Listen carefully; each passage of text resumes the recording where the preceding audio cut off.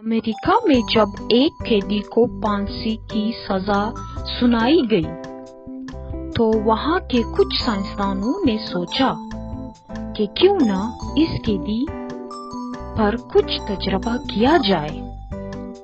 कैदी को बताया गया कि हम तुम्हें फांसी देकर नहीं मारेंगे, बल्कि जहरीला कोबरा सांप डसाकर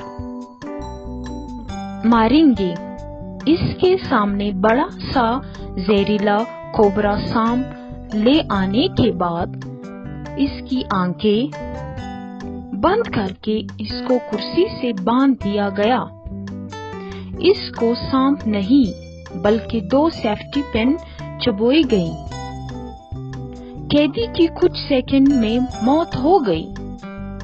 पोस्टमार्टम के बाद पाया गया कि कैदी के जिस्म में सांप के जहर जैसा ही जहर है।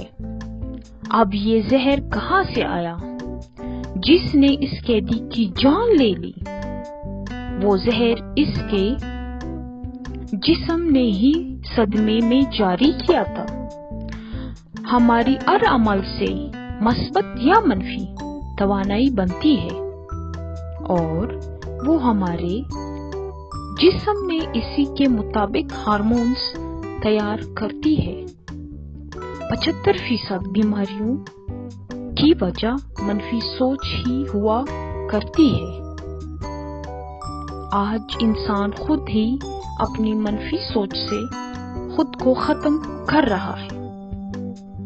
अपनी सोच हमेशा मस्बत रखिए और सदा खुश रहे।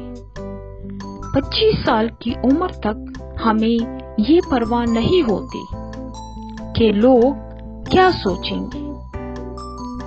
50 साल की उम्र तक इसी डर में जीते हैं कि लोग क्या सोचेंगे। 50 साल के बाद पता चलता है कि हमारे बारे में कोई सोच ही नहीं रहा था।